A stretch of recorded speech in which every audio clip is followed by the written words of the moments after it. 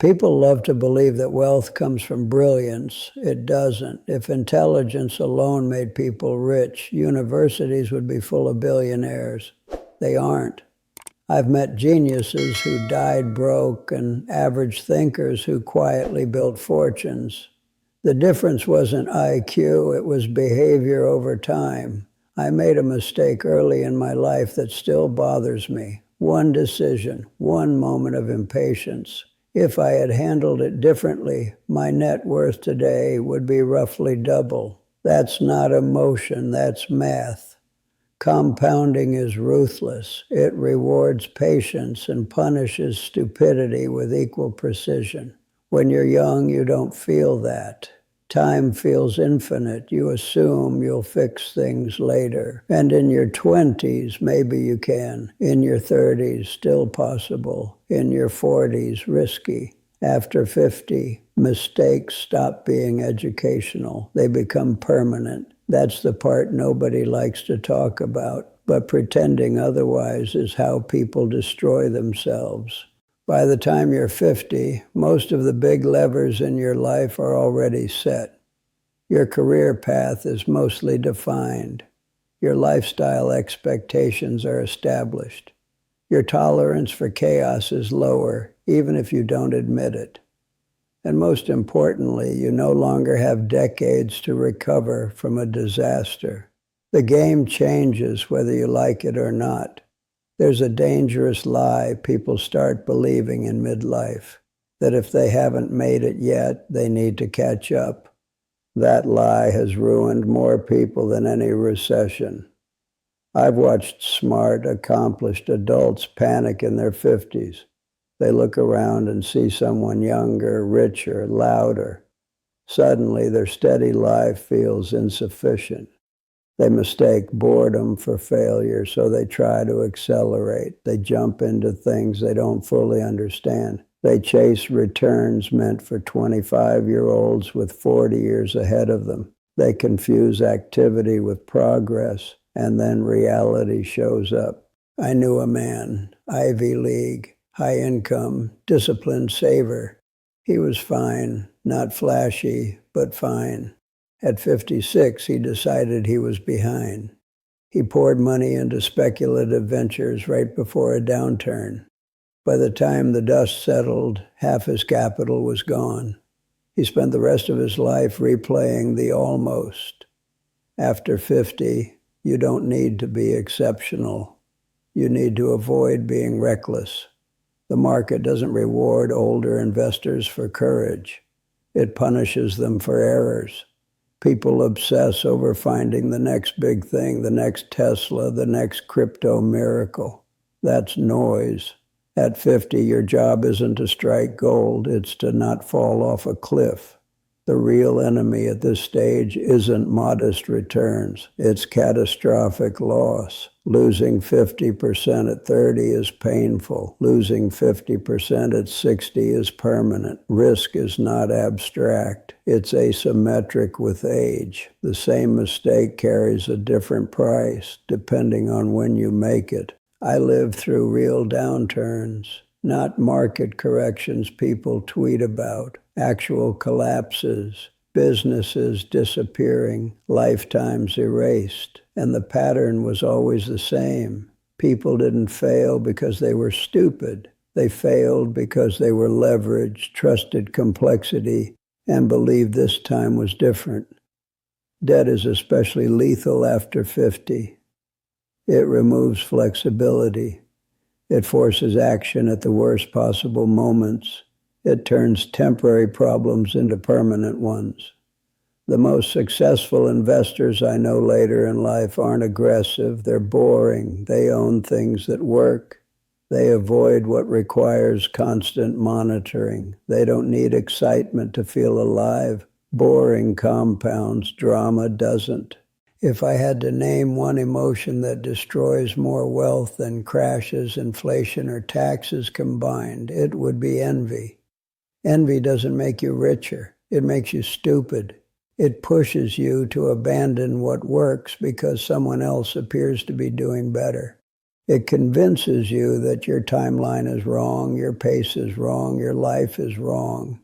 After 50, envy is deadly. You don't have time to recover from an envious decision. I watched a man with a comfortable, sustainable portfolio blow himself up because his friends were bragging about fast money. He leveraged up, followed them. When the cycle turned, he was the one who didn't have a career left to rebuild. The most durable investors I've known had an unusual trait. They didn't care. They didn't care what their neighbor owned. They didn't care what the media was shouting. They didn't care about looking smart. They cared about staying solvent and sleeping at night. Your retirement doesn't care if someone else made more than you. Your family doesn't care. Only your ego does. And your ego is terrible with money. Here's an uncomfortable confession. My biggest financial mistake wasn't buying the wrong thing. It was selling the right thing too early. I wanted certainty. I wanted to lock in gains. I wanted to feel clever. That impulse cost me more than any bad investment ever did.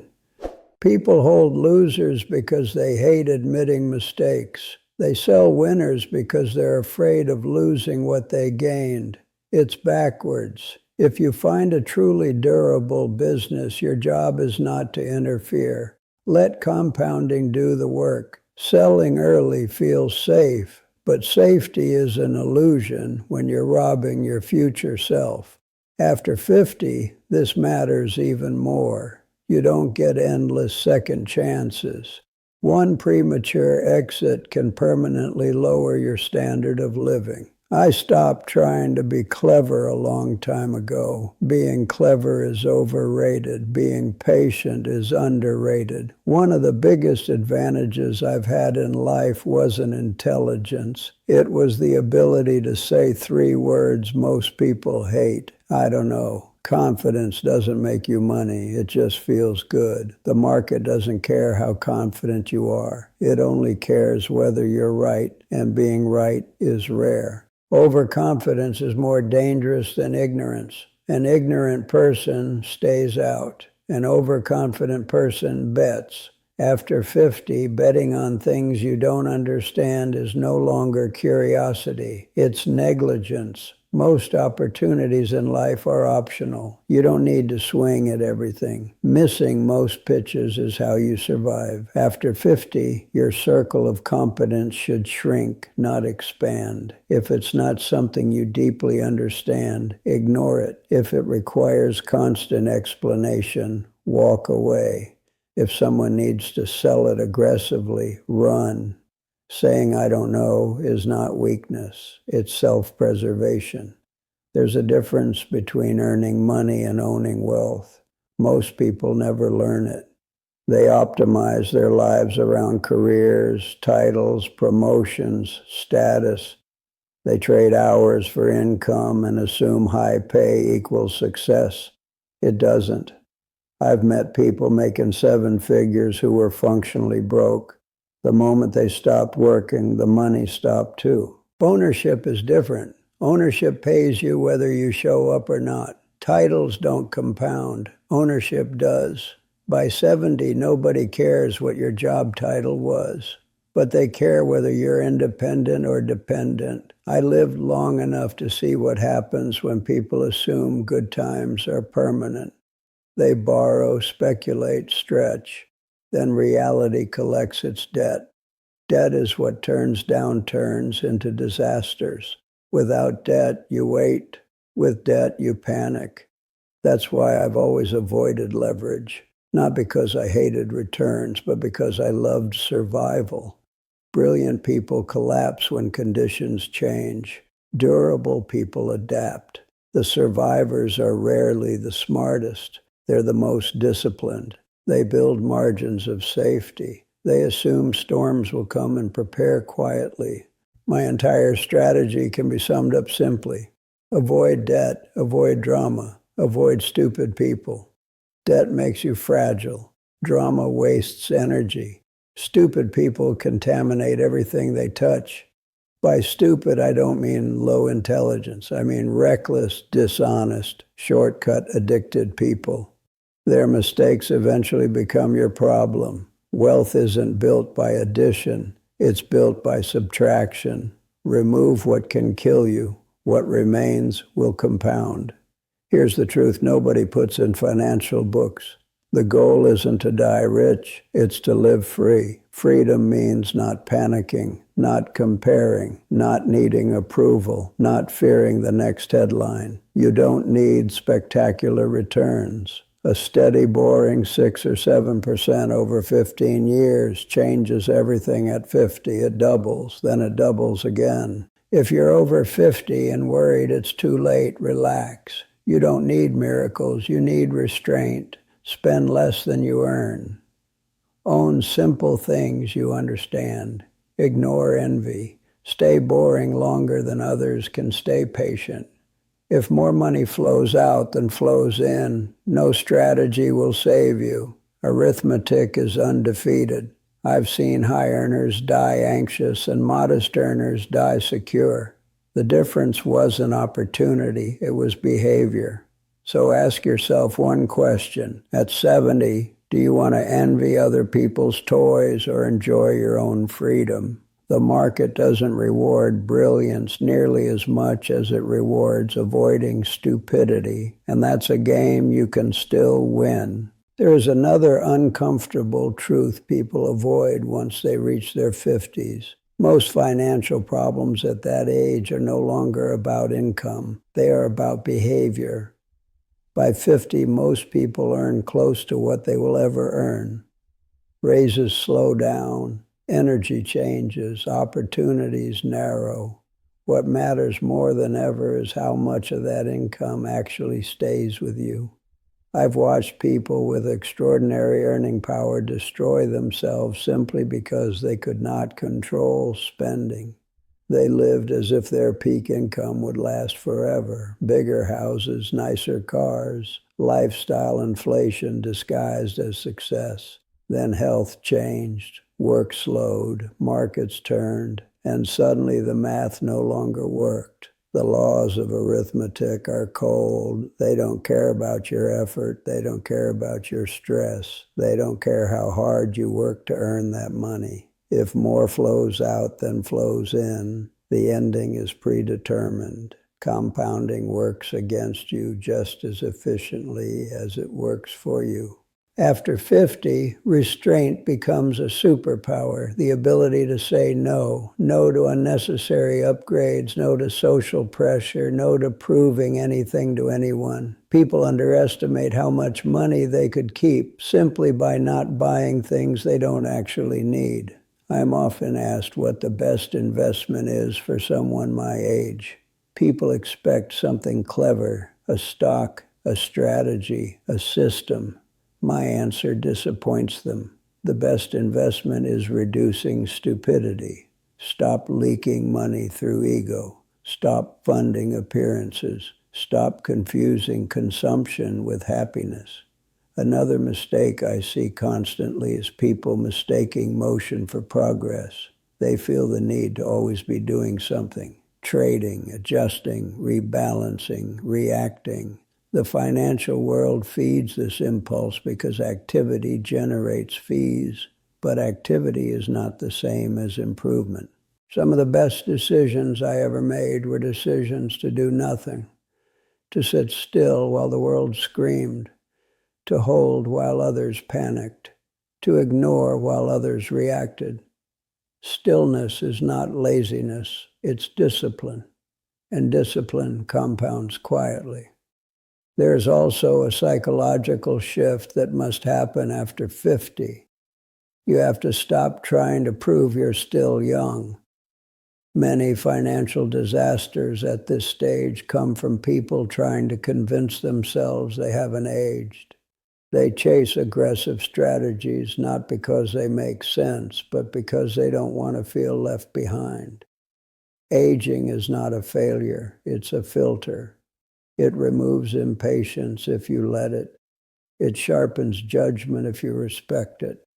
The people who age well financially are the ones who accept the limits of time instead of fighting them.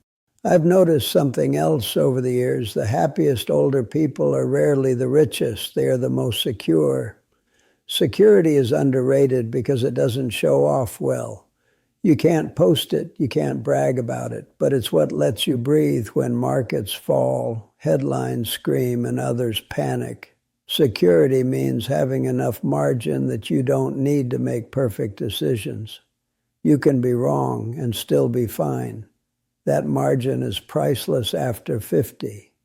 Without it, every mistake feels existential. I've also seen how damaging complexity becomes with age. Complicated portfolios, exotic products, layered strategies. They all require constant attention and perfect execution. Complexity increases the chance of error, and error is expensive when time is short. Simple systems survive stress. Complex systems break. Nature figured this out long before finance did. After 50, your financial life should be getting simpler, not more impressive. There is a quiet dignity in that simplicity, knowing exactly what you own, why you own it, what it's supposed to do, and what it is not supposed to do. If you can't explain your financial setup calmly and clearly, you're probably carrying risk you don't understand. Another hard truth is that most people don't actually want wealth. They want validation. Wealth just seems like the easiest path to it. That's why they overspend, overtrade, and overextend. They're trying to feel worthy. But money doesn't fix insecurity. It amplifies it. If you're restless with little, you'll be restless with more. After 50, chasing validation through money is exhausting and pointless. Real wealth at this stage is autonomy, the ability to choose how you spend your time, who you spend it with, and what you tolerate. That kind of wealth is built slowly and protected fiercely. I've outlived many people who were richer than me at various points in time. Some of them burned out, some of them imploded, some of them simply couldn't adapt when conditions changed.